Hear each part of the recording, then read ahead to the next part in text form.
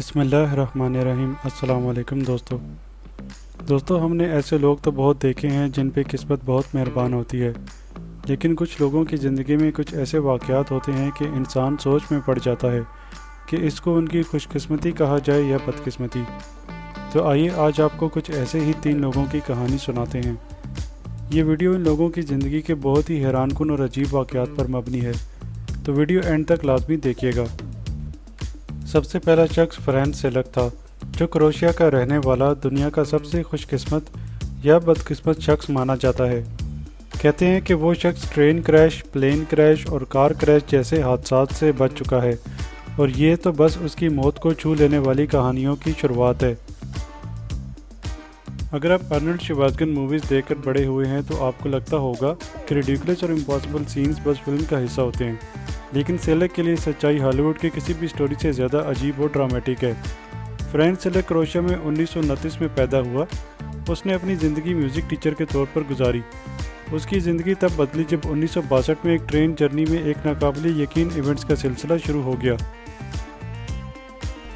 سیلک کی عجیب و غریب کہانی کا آغاز ساراجیوو سے ڈبروونیک ٹرین میں سفر کرتے وقت ایک خوفناک حادثے سے ہوا جس نے ٹرین کو ندی میں جا گرایا۔ 17 مسافر ہلاک ہو گئے، لیکن سیلک رپورٹس کے مطابق بس ایک ٹوٹی ہوئی بازو اور ہائپوتھرمیا کے ساتھ کنارے تک پہنچ گیا۔ یہ دردناک واقعہ اس کے اگلے حادثوں کے مقابلے میں صرف ایک شروعات تھی۔ اگلے سال فرینڈ سیلک ایئر پلین میں زیگریب سے ریجیکا جا رہا تھا۔ اچانک ایک ایکسیڈنٹ کی وجہ سے دروازہ ٹوٹ گیا، جس کی وجہ سے پلین فوراً کریش ہو گیا۔ اس بار 19 لوگ جان سے گئے، جبکہ سپر ہیومن سیلک رپورٹس کے مطابق گھاس اور بھوسے کے ڈھیر میں جا گرا، جس کی وجہ سے اس کو چوٹ نہیں آئی۔ ہاسپٹل میں ہوش آیا اور وہ اس بار بھی بالکل ٹھیک تھا۔ پھر 1966 میں ایک اور خوفناک حادثہ ہوا، اور اس دفعہ حادثہ ہوا ایک بس کا۔ ایک بار پھر سیلک کی سواری ندی میں جا گری۔ 4 لوگ مارے گئے، لیکن وہ پھر سے زندہ بچ گیا۔ سیلک کی زندگی کے کچھ سال سکون کے گزرے، جبکہ 1970 میں اس کی گاڑی کا فیول ٹینک موٹر وے پر اچانک ایکسپلوڈ ہو گیا۔ وہ مشکل سے زندہ بچا۔ پھر 1973 میں ایک اور گاڑی کا ایکسیڈنٹ ہوا، جب ایک خراب فیول پمپ کی وجہ سے پیٹرول اس کی گاڑی میں لیک ہوا اور آگ لگ گئی، لیکن اس بار پھر اس کی خوش قسمتی کہ وہ بچ گیا۔ 20 سال گزر گئے اور 1995 میں وہ پھر سے نیوز کی ہائی لائٹس میں آیا، جب ایک بس نے اس کو ناک ڈاؤن کر دیا، لیکن وہ اس سے بھی بچ نکلا۔ اس سے اگلے سال 1996 میں اس کی زندگی کا 7واں اور آخری حادثہ پیش آیا، جب وہ ماؤنٹین روڈ پر ڈرائیو کر رہا تھا اور ایک ٹرک اس کی گاڑی کی طرف بڑھتا آ رہا تھا۔ یہ ایپیسوڈ ختم ہوا جب سیلک نے گاڑی سے چھلانگ لگا کر اپنی جان بچائی اور اپنی گاڑی کو اپنے سامنے ایکسپلوڈ ہوتے دیکھا۔ آخرکار سیلک کی قسمت بدلی جب سن 2000 میں اس نے کروشیا میں 6 لاکھ یورو کی لاٹری جیت لی، جس سے اس نے اپنی ہپ جوائنٹ کا آپریشن کروایا اور ورجن میری کے نام پر شرائن بنائی۔ دوستو، دوسری کہانی ہے ایک لڑکی کی۔ دنیا کے سب سے لگزوریس اور سب سے بڑے شپ ٹائٹینک کا حادثہ ایسا ہے جو دنیا کبھی نہیں بھول سکتی۔ ٹائٹینک 15 اپریل 1912 کو نارتھ اٹلانٹک اوشن میں ایک آئس برگ سے ٹکرا کر ڈوب گیا تھا۔ بہت کم لوگ ایسے ہوتے ہیں جو شپ ریک سے زندہ بچ پاتے ہیں۔ ایسی ہی ایک لڑکی وائلٹ جوزف تھی، جو ٹائٹینک پر اسٹیورڈیس تھی۔ اس نے نہ صرف ایک بلکہ 3 شپ ریک سے اپنی زندگی بچا لی۔ چلیے ہم آپ کو اس کی زندگی کی کہانی سناتے ہیں۔ ارجنٹینا میں 2 اکتوبر 1887 کو کیتھرین اور ولیم جوزف کے گھر ایک بچی پیدا ہوئی۔ اس کا نام وائلٹ جوزف رکھا گیا۔ بہت چھوٹی عمر میں وائلٹ کو اپنی تعلیم چھوڑ کر کام ڈھونڈنا پڑا، کیونکہ اس کے والد کا انتقال ہو چکا تھا اور والدہ بیمار تھی۔ اس لیے اس کو اپنے خاندان کا سہارا بننا پڑا۔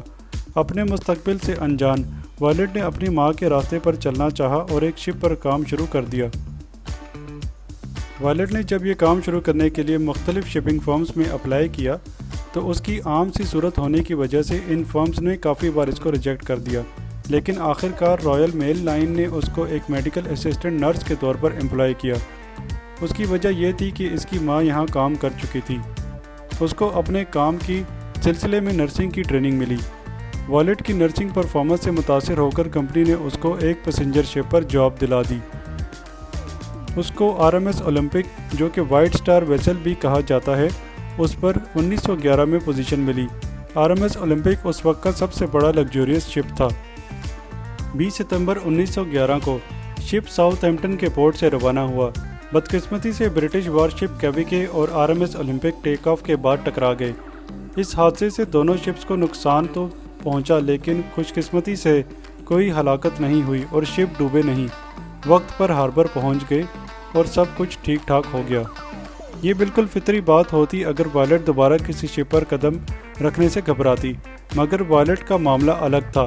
लगता है कि वो बहुत दिलेर थी जो हिम्मत नहीं हारी।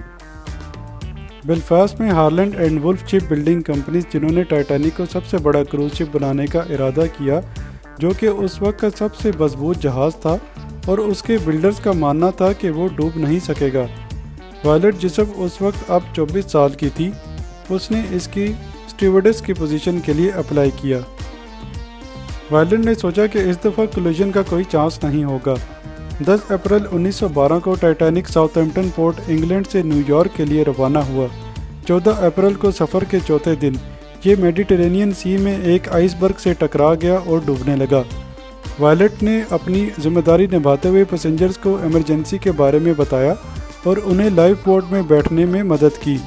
वायलट ने women and children first rule के मुताबिक लाइफ बोट नंबर 16 में जगह बना ली। एक अजनबी का बच्चा अपनी बाहों में उठाया। उसका फ़र्ज़ था कि उस बच्चे को महफूज जगह पर पहुंचाए। आप सोच रहे होंगे कि इस पॉइंट तक वायलट ने समंदर से डरना सीख लिया होगा, मगर दलेर वायलट ने टाइटैनिक हादसे के बाद white star line shipping company के शिप ब्रिटानिक में जॉब ले ली। ब्रिटानिक को वर्ल्ड वार 1 के दौरान हॉस्पिटल शिप में तब्दील कर दिया गया था। 21 नवंबर 1916 को ये शिप रवाना हुआ। वायलट ने शिप पर नर्स के तौर पर अपना सफ़र शुरू किया। बदकिस्मती से अनलकी शिप सिर्फ 1 घंटा सलामत रहा। जब शिप एजियन सी में था, एक एक्सप्लोजन से शिप को नुकसान पहुंचा। क्रू ने लाइफ बोट्स में चढ़ना शुरू कर दिया जबकि शिप डूबने लगा। 1 घंटे के बाद शिप समंदर में डूब गया। 1000 लोगों में से 30 लोग जान से हाथ धो बैठे, जबकि बाकी लोगों को ब्रिटिश गवर्नमेंट ने लाइफ बोट से रेस्क्यू कर लिया। क्या आप गैस कर सकते हैं कि वायलट के साथ क्या हुआ? उसने ये शिप रैक भी सरवाइव कर लिया। यह हादसा दुनिया के सबसे अहम शिप रैक में शामिल था। इसके बाद वायलट ने रॉयल मेल लाइन और रेड स्टार लाइन जैसे मुख्तलिफ शिपिंग फर्म्स के साथ 2 ट्रिप्स अराउंड द वर्ल्ड किए, यानी पूरी दुनिया का 2 बार सफ़र। वायलट की ज़िंदगी का एक फ़न फैक्ट ये है कि 1950 में जब वायलट रिटायर हो चुकी थी, उसको एक रात एक कॉल आई, क्या आपने टाइटैनिक डूबने पर एक बच्ची को बचाया था? वायलट ने जवाब दिया, हाँ। कॉलर मुस्कुराते हुए बोली, मैं वही बच्ची हूँ। वायलट की ज़िंदगी का तजुर्बात उस लक़ब को जस्टिफाई करते हैं जो उसने अर्न किया था, मिस अनसिंकेबल। दोस्तों, हमारा तीसरा सर्वाइवर है वॉल्टर समरफोल्ड, जिसका नाम शायद आपने पहली बार सुना होगा, लेकिन ये शख्स दुनिया का सबसे बदनसीब इंसान माना जाता है, जिस पे ना सिर्फ ज़िंदगी में कई बार बिजली गिरी बल्कि मरने के बाद भी इसकी कब्र पर एक बार बिजली गिरी। बहुत लोगों ने यह कहना शुरू कर दिया था कि समरफोल्ड सिर्फ बदनसीब नहीं बल्कि शायद कर्स्ड है। पहली बार जब वॉल्टर पर बिजली गिरी तब वो पहली जंग की दहशत देख चुका था। पहली जंग अजीम के दौरान समरफोल्ड ब्रिटिश आर्मी में ऑफिसर के तौर पर सर्व कर रहा था और उसने अपने सिपाहियों को कई जंगों में लीड किया था। जब वो बेल्जियन फ्रंट पर अपने घोड़े पर सवार था, एकदम उस पर बिजली गिरी और उसे ज़मीन पर जा गिराया। इसके बावजूद वो जिंदा बच गया, लेकिन कमर से नीचे तक पैरालाइज हो गया और उसे व्हील चेयर पर रहना पड़ा।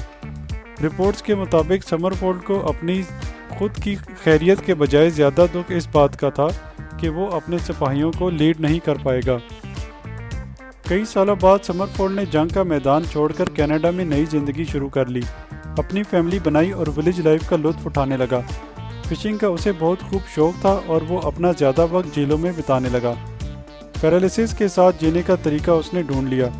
1924 में एक फिशिंग ट्रिप के दौरान जब वॉल्टर अपने फिशिंग रॉड के साथ दरख्त के नीचे बैठा था, एक बिजली का बोल्ट उस दरख्त पर गिरा और करंट दरख्त से होता हुआ वॉल्टर के जिस्म में चला गया।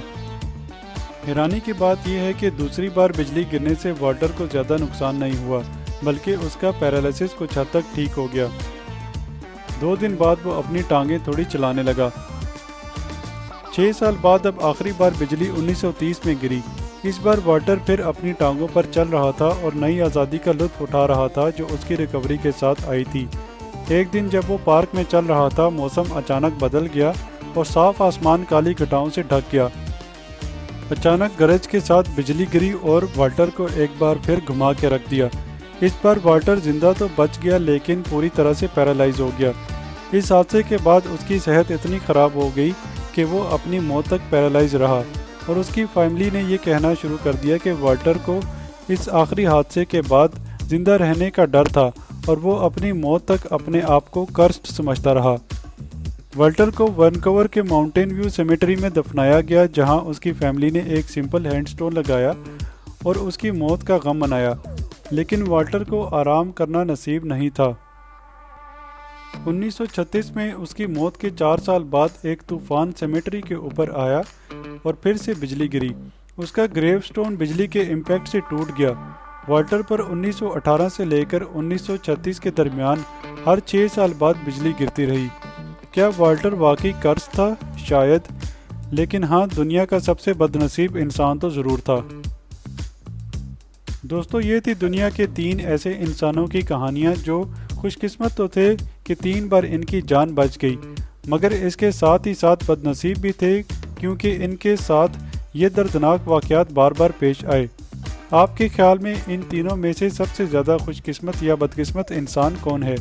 کمنٹس میں ہمیں ضرور بتائیں۔ چینل کو سبسکرائب کرنا مت بھولیں تاکہ ہم ایک بار پھر ایک مزیدار ویڈیو میں مل سکیں۔ تب تک کے لیے اللہ حافظ۔